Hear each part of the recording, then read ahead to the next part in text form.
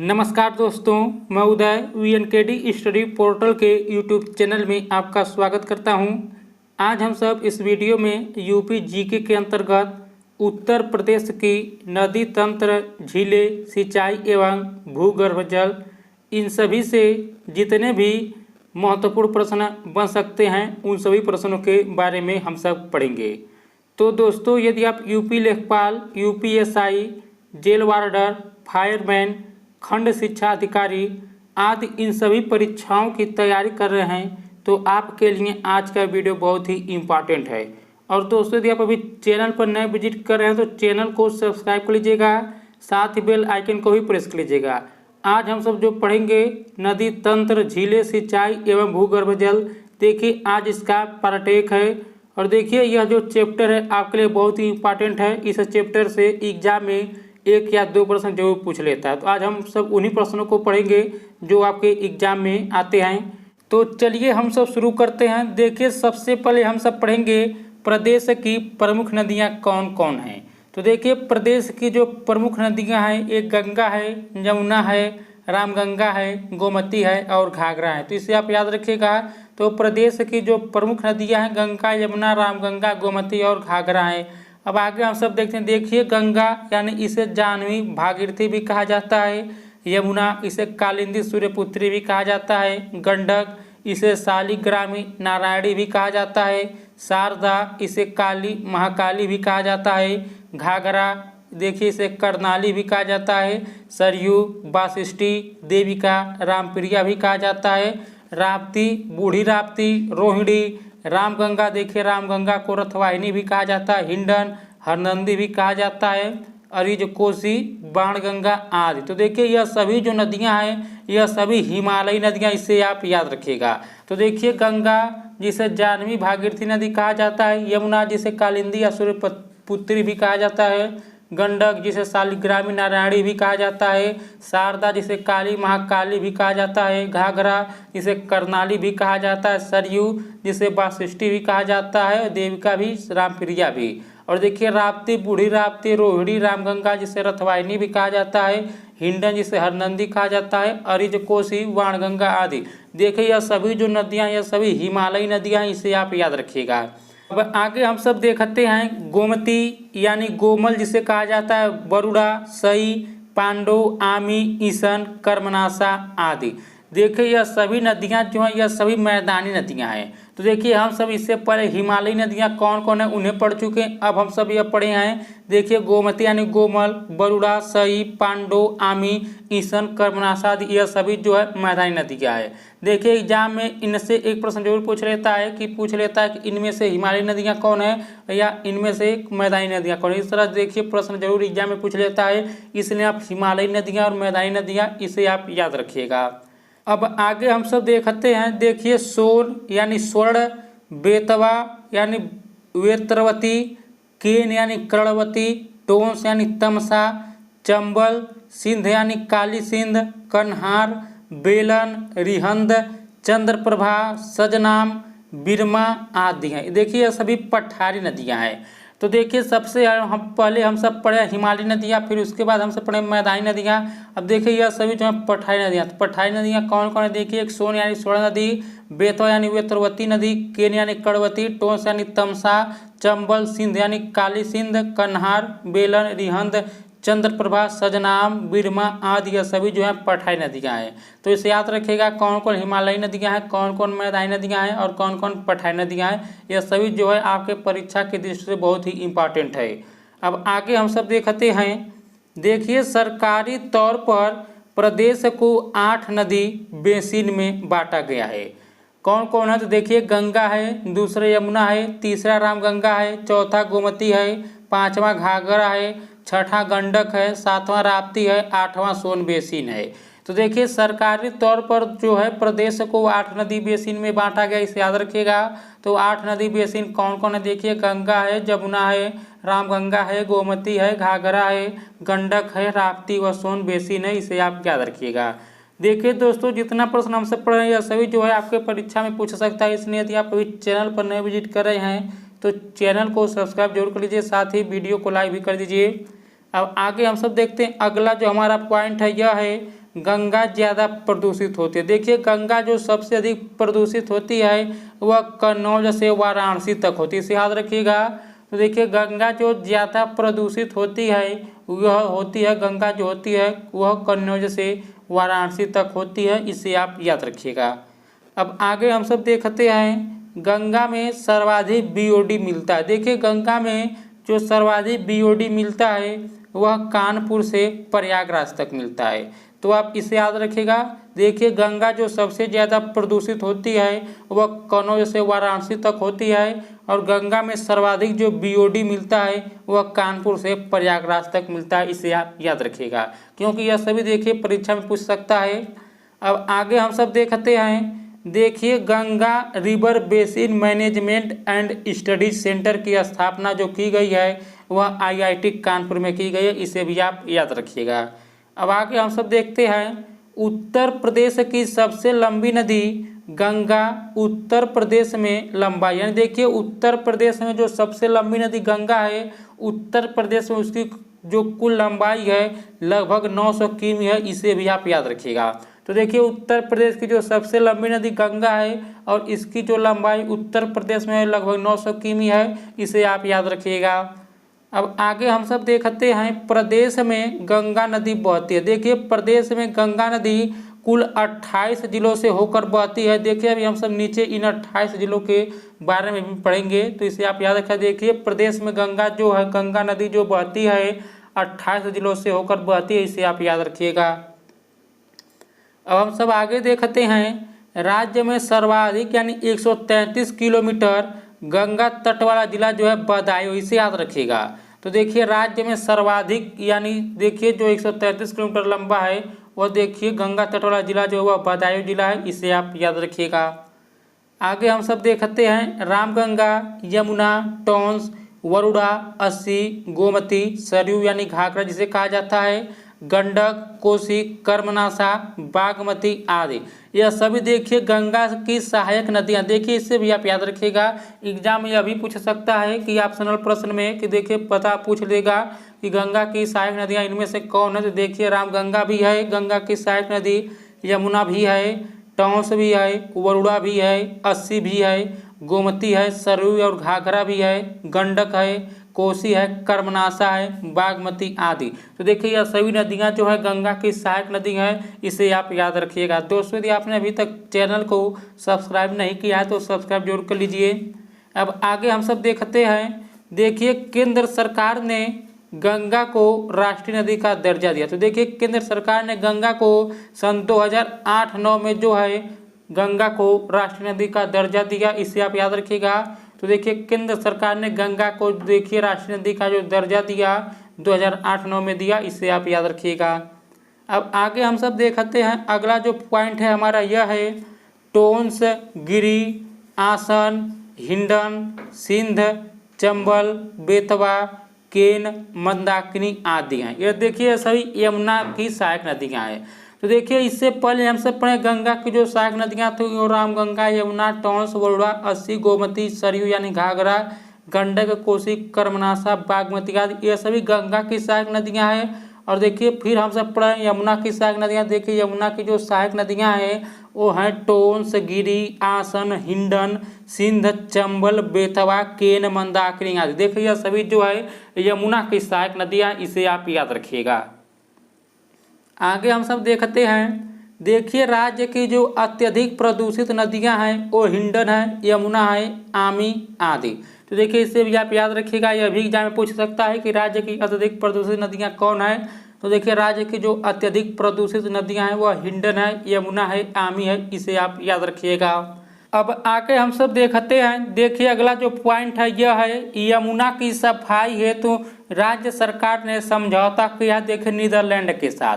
तो देखिए एग्जाम में यह भी प्रश्न पूछ सकता है कि यमुना की सफाई के लिए राज्य सरकार ने किसके साथ समझौता किया। देखिए राज्य सरकार ने जो है नीदरलैंड के साथ समझौता किया यमुना नदी की सफाई के लिए, इसे आप याद रखिएगा। आगे हम सब देखते हैं अगला जो पॉइंट है हमारा यह है प्रदेश में यमुना नदी बहती है। तो देखिए प्रदेश में यमुना नदी जो है कुल 19 जिलों से होकर बहती है, इससे आप याद रखिए। देखिए इससे पहले हम सब पढ़े हैं प्रदेश में गंगा नदी कुल 28 जिलों से होकर बहती है, इसे याद रखिएगा। और देखिए प्रदेश में यमुना नदी कुल 19 जिलों से होकर बहती है, इसे भी आप याद रखिएगा। अब आगे हम सब देखते हैं, अगला जो पॉइंट है हमारा यह है रिवर फ्रंट डेवलपमेंट परियोजना चलाई जा रही है। देखिए लखनऊ में गोमती नदी पर चलाई जा रही है, इसे याद रखिएगा। तो देखिए रिवर फ्रंट डेवलपमेंट परियोजना जो चलाई जा रही है यह लखनऊ में गोमती नदी पर चलाई जा रही है, इसे याद रखिएगा, क्योंकि अभी जो प्रश्न है एग्जाम में पूछ सकता है। तो देखिए इसे याद रखिएगा, रिवर फ्रंट डेवलपमेंट परियोजना जो चलाई जा रही है लखनऊ में गोमती नदी पर चलाई जा रही है। आगे हम सब देखते हैं, अगला जो पॉइंट हमारा यह है पर्यटन हेतु गोमती का लंदन के टेम्स की तरह सौंदर्यीकरण किया जा रहा है लखनऊ में।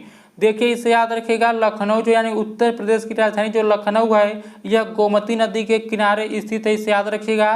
तो यहाँ पर देखिए पर्यटन हेतु गोमती का लंदन के टेम्स की तरह सौंदर्यीकरण किया जा रहा है जो है लखनऊ में, इसे आप याद रखिएगा। अब आगे हम सब देखते हैं चैनलाइजेशन एवं तटीय विकास परियोजना चल रही है। देखिए वाराणसी में वरोड़ा पर चल रही है, देखिए इसे याद रखिएगा। प्रश्न यहाँ से भी बन सकता है कि पूछ सकता है चैनलाइजेशन एवं तटीय विकास परियोजना कहाँ चल रही है। तो देखिए यह जो परियोजना चल रही है वाराणसी में वरोड़ा पर चल रही है, इसे आप याद रखिएगा। यही दोस्तों, आपको वीडियो अच्छा लग रहा है तो वीडियो को लाइक जरूर कर दीजिए। अब हम आगे देखते हैं, अगला जो हमारा है यह है नदियों के तटवर्ती नगर। देखिए हम अभी पीछे का यहाँ कि गंगा के किनारे जितने भी नगर हैं उन सभी को हम सब पढ़ेंगे। तो देखिए अब हम सब पढ़ेंगे कि गंगा नदी के तट पर कौन कौन से नगर स्थित हैं, इसे हम सब पढ़ेंगे। तो देखिए सबसे पहले हम सब देखते हैं बिजनौर, फिर हम सब देखते हैं हस्तिनापुर, देखिए जो मेरठ में स्थित है, गढ़मुक्तेश्वर यानी हापुड़, अनूपशहर बुलंदशहर में स्थित है, नरौरा यह भी बुलंदशहर, बबराला संभल में, कछला घाट बदायूं में, फतेहगढ़ फर्रुखाबाद, बिल्लौर कानपुर नगर, बिठूर कानपुर नगर, बक्सर उन्नाव, डलमऊ रायबरेली, कलाकाकर प्रतापगढ़, श्रृंगवेरपुर प्रयागराज सिरसा प्रयाग, मिर्जापुर चुनार यानी मिर्जापुर, वाराणसी, सैदपुर गाजीपुर शेरपुर यानी बलिया आदि नगर हैं। तो देखिए यह जितने भी नगर हम सब पढ़े यह सभी गंगा के तट पर स्थित है, इसे याद रखिएगा। चलिए एक बार और देख लीजिए ताकि आपको बढ़िया से यह याद हो जाए। तो देखिए गंगा नदी के तट पर जो नगर स्थित है, जो जिला स्थित है वो हम सब देखते हैं। देखिए बिजनौर है, हस्तिनापुर मेरठ, गढ़मुक्तेश्वर जो हापुड़ में है, अनूपशहर बुलंदशहर में, नरौरा बुलंदशहर, बबराला संभल, कछला घाट बदायूं, फतेहगढ़ फर्रुखाबाद, बिल्लौर कानपुर नगर, बिठूर कानपुर नगर, फिर बक्सर उन्नाव, डलमऊ रायबरेली, कलाकाकर प्रतापगढ़, श्रृंगवेरपुर प्रयागराज सिरसा प्रयाग, मिर्जापुर चुनार मिर्जापुर, वाराणसी सैदपुर यानी गाजीपुर शेरपुर बलिया आदि नगर जो ये सभी गंगा के तट पर स्थित हैं, इसे आप याद रखिएगा। अब चलिए हम सब आगे देखते हैं। इससे पहले हम सब गंगा के तट पर कितने नगर स्थित हैं इसे हम सब देख लिए। अब हम सब देखेंगे कि यमुना के तट पर कितने नगर स्थित हैं। देखिए इस जो है यानी इस टॉपिक से जो है एग्जाम में एक प्रश्न जरूर पूछ लेता है नदियों के किनारे बसे प्रमुख शहरों से।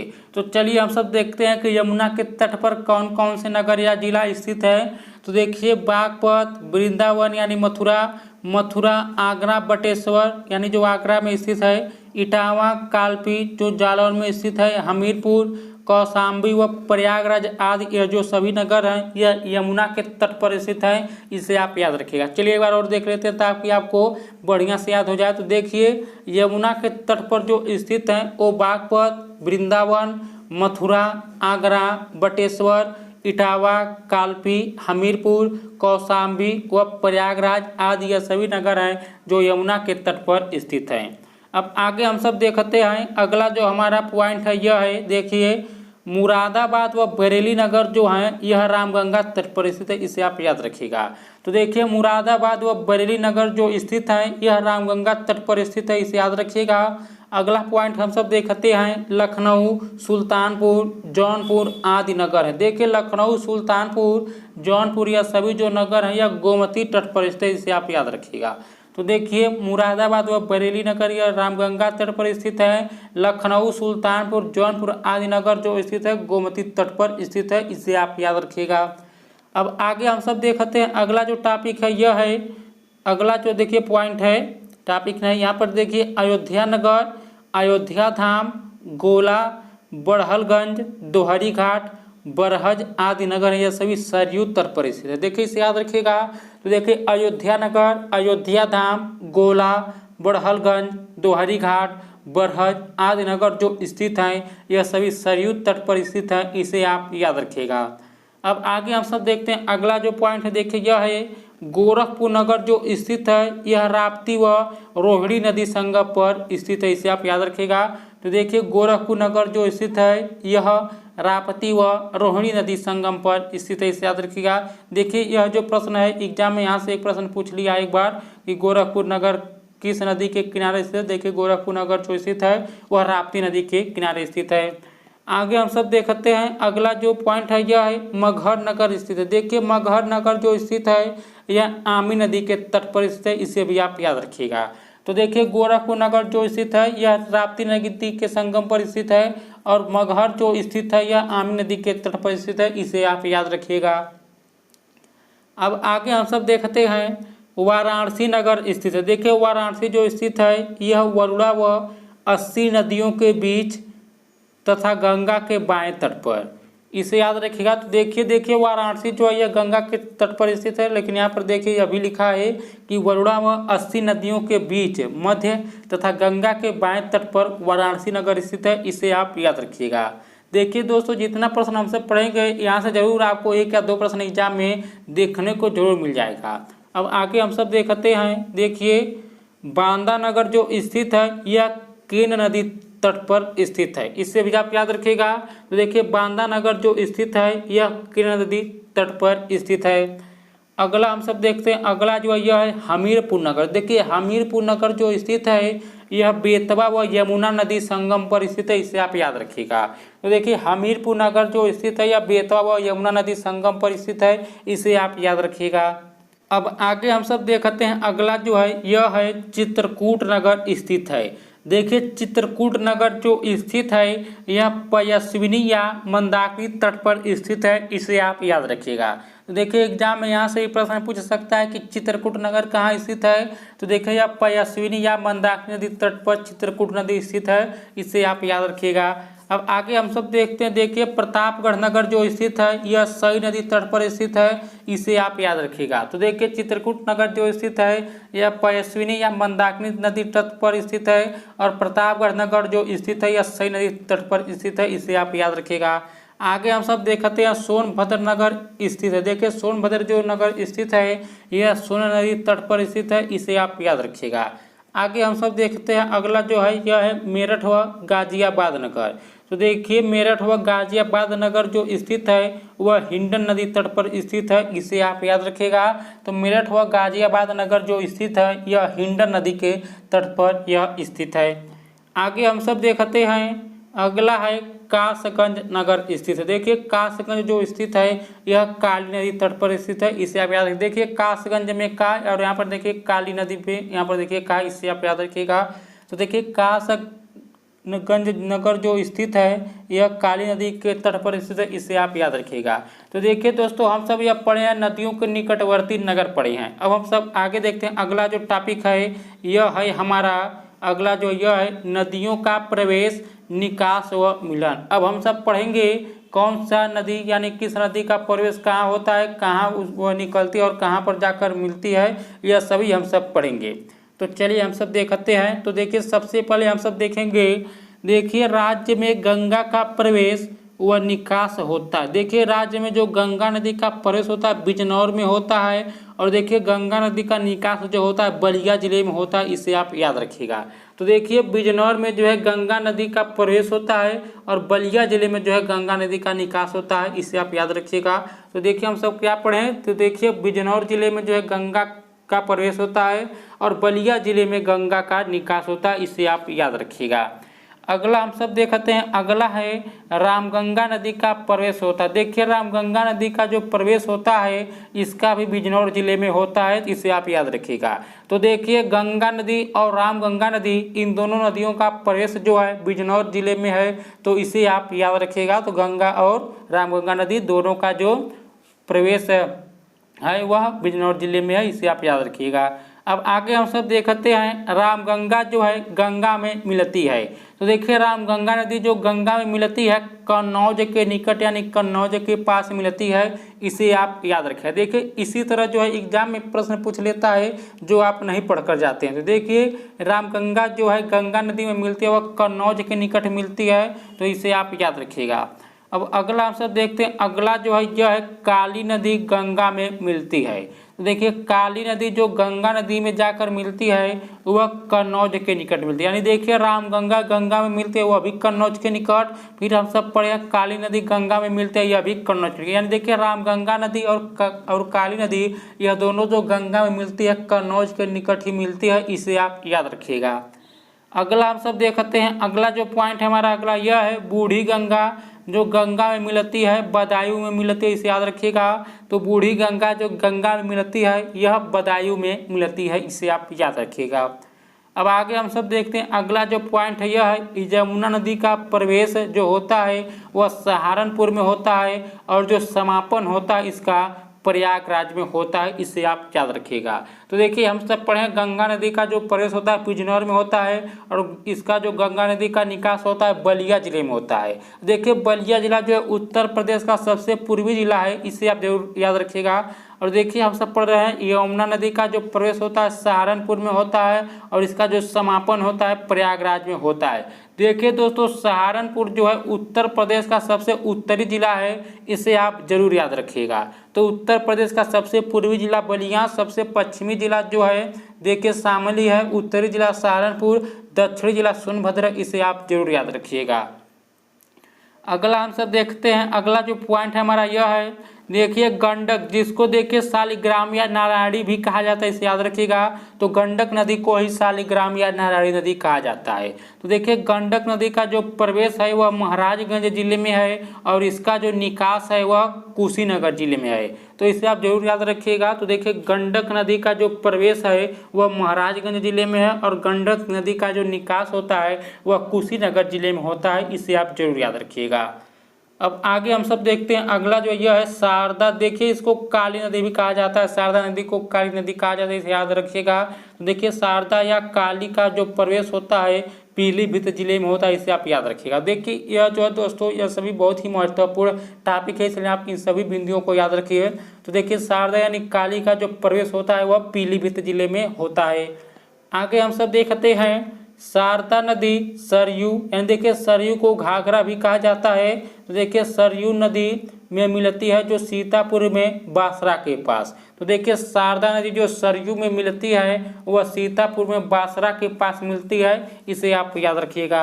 अब आगे हम सब देखते हैं, अगला जो हमारा पॉइंट है देखिए यह है सिंध नदी का प्रवेश व यमुना में मिलन होता है। तो देखिए सिंध नदी का जो प्रवेश होता है औरैया में होता है और इसका जो मिलन होता है यमुना में जालौन बॉर्डर पर होता है, इसे आप जरूर याद रखिएगा। तो देखिए सिंध नदी का जो प्रवेश होता है औरैया में होता है और देखिए इसका जो यमुना में मिलन होता है जालौन बॉर्डर पर होता है, इसे आप जरूर याद रखिएगा। दोस्तों यदि आप लोग यूपी जीके, सामान्य हिंदी, साथ ही ग्रामीण परिवेश इन तीनों का प्रैक्टिस सेट करना चाहते हैं तो इस चैनल के द्वारा देखिए 1,000 से अधिक महत्वपूर्ण प्रश्नों का प्रैक्टिस सेट इन तीनों का करा दिया गया, इसलिए आप चैनल को सब्सक्राइब करें और चैनल के प्लेलिस्ट में जाकर इन सभी का प्रैक्टिस सेट जरूर करें। और आगे हम सब देखते हैं, अगला जो हमारा पॉइंट है देखिए यह है गंगा जो है गंगा यमुना के मध्य प्रवाहित होने वाली हिंडन यानी हरनंदी नदी यमुना में मिलती है। तो देखिए नोएडा के पास मिलती है, यानी देखिए गंगा यमुना के मध्य जो प्रवाहित होने वाली हिंडन नदी है वह यमुना में जो मिलती है नोएडा के पास मिलती है, इसे आप याद रखिएगा। आगे हम सब देखते हैं, अगला पॉइंट है हमारा देखिए राज्य में चंबल नदी का प्रवेश होता है आगरा जिले में होता है, इसे याद रखिएगा। तो देखिए राज्य में जो चंबल नदी का प्रवेश होता है आगरा जिले में होता है, इसे आप जरूर याद रखिएगा। अगला हम सब देखते हैं, अगला जो पॉइंट है हमारा यह है राज्य में बेतवा यानी बेतरवती नदी का जो प्रवेश होता है ललितपुर जिले में होता है, इसे आप याद रखिएगा। तो राज्य में बेतवा यानी बेतरवती नदी का जो प्रवेश होता है ललितपुर में होता है। अगला पॉइंट हम सब देखते हैं, यह है बेतवा यानी बुंदेलखंड की गंगा यमुना में जो मिलती है हमीरपुर के पास मिलती है, इसे याद रखिएगा। तो देखिए बेतवा यानी बुंदेलखंड की गंगा जो यमुना में मिलती है वह हमीरपुर के पास मिलती है, इसे आप जरूर याद रखिएगा। अगला हम सब देखते हैं केन यानी कर्णवती नदी का जो राज्य में प्रवेश होता है बांदा जिले में होता है, इसे याद रखिएगा। तो देखिए केन नदी का जो राज्य में प्रवेश होता है बांदा जिले में होता है, इसे आप याद रखिएगा। अब आगे हम सब देखते हैं, देखिए केन जो है यमुना में मिलती है, यह भोजा यानी बांदा के पास मिलती है, इसे याद रखिएगा। तो देखिए केन नदी का जो राज्य में प्रवेश होता है बांदा जिले में होता है और केन नदी जो यमुना में मिलती है यह भोजा यानी बांदा के पास मिलती है, इसे याद रखिएगा। आगे हम सब देखते हैं, देखिए गोमती नदी जो निकलती है यह पंगैलीर यानी फूलर या गोमात झील जो पीलीभीत में स्थित है, इसे आप याद रखिएगा। तो देखिए गोमती नदी जो निकलती है यह पंगैलीर यानी फूलर या गोमत झील पीलीभीत से निकलती है, इसे आप याद रखिएगा। देखिए दोस्तों यह जो फूलर झील है यह एग्जाम में पूछा गया, यहाँ से प्रश्न पूछा एग्जाम में कि फूलर झील उत्तर प्रदेश के किस जिले में स्थित है। तो देखिए फूलर झील जो स्थित है उत्तर प्रदेश के पीलीभीत जिले में स्थित है, इसे आप याद रखिएगा। अब आगे हम सब देखते हैं, देखिए गोमती जो है गंगा में मिलती है कैथी के निकट यानी गाजीपुर में मिलती है, इसे आप याद रखिएगा। तो देखिए गोमती नदी जो गंगा में मिलती है कैथी के निकट मिलती है गाजीपुर में। अब आगे हम सब देखते हैं, देखिए सई नदी जो निकलती है यह भिजवान झील से निकलती है हरदोई से। तो देखिए सई नदी जो निकलती है भिजवान झील हरदोई से निकलती है। आगे हम सब देखते हैं, देखिए सई नदी गोमती से जो मिलती है यह राजघाट यानी जौनपुर में मिलती है, इसे आप याद रखिएगा। तो देखिए सई नदी जो निकलती है भिजवान झील यानी हरदोई से निकलती है और सई नदी जो है गोमती से मिलती है तो राजघाट जौनपुर में मिलती है। आगे हम सब देखते हैं, अगला जो पॉइंट है यह देखिए टॉन्स यानी तमसा नदी का राज्य में जो प्रवेश व गंगा में मिलन होता है इसका सिरसा प्रयागराज में होता है। तो देखिए टॉन्स यानी तमसा नदी का राज्य में प्रवेश व गंगा में मिलन जो होता है सिरसा प्रयागराज में होता है, इसे आप याद रखिएगा। आगे हम सब देखते हैं, अगला जो पॉइंट है यह देखिए सोन नदी का जो प्रवेश व निकास होता है यह सोनभद्र जिले में होता है, इसे याद रखिएगा। तो सोन नदी का जो प्रवेश व निकास होता है यह सोनभद्र जिले में होता है, इसे आप याद रखिएगा। अगला आंसर देखते हैं, यह है राज्य में सर्वाधिक बाढ़ संवेदनशील जिलों की संख्या कुल 23 है, इसे आप याद रखिएगा। देखिए एग्जाम में यह भी प्रश्न पूछ सकता है कि राज्य में सर्वाधिक बाढ़ संवेदनशील जिलों की संख्या कितनी है। तो देखिए राज्य में सर्वाधिक बाढ़ संवेदनशील जिलों की संख्या कुल 23 है, इसे आप याद रखिएगा। अब आगे हम सब देखते हैं, देखिए अगला जो पॉइंट है यह है प्रदेश में बाढ़ प्रभावित कुल क्षेत्रफल यानी उत्तर प्रदेश 2018 के अनुसार देखिए प्रदेश में बाढ़ प्रभावित कुल क्षेत्रफल जो है 73.3 लाख हेक्टेयर है, इसे आप याद रखिएगा। तो देखिए प्रदेश में बाढ़ प्रभावित कुल क्षेत्रफल जो है 73.36 लाख हेक्टेयर हैं, इसे आप याद रखिएगा। दोस्तों आज का आखिरी पॉइंट था। यदि आपको यह वीडियो अच्छा लगा है तो वीडियो को लाइक जरूर कर दीजिएगा, साथ ही चैनल को भी सब्सक्राइब कर लीजिएगा। तो इस वीडियो में इतना ही दोस्तों, नमस्कार।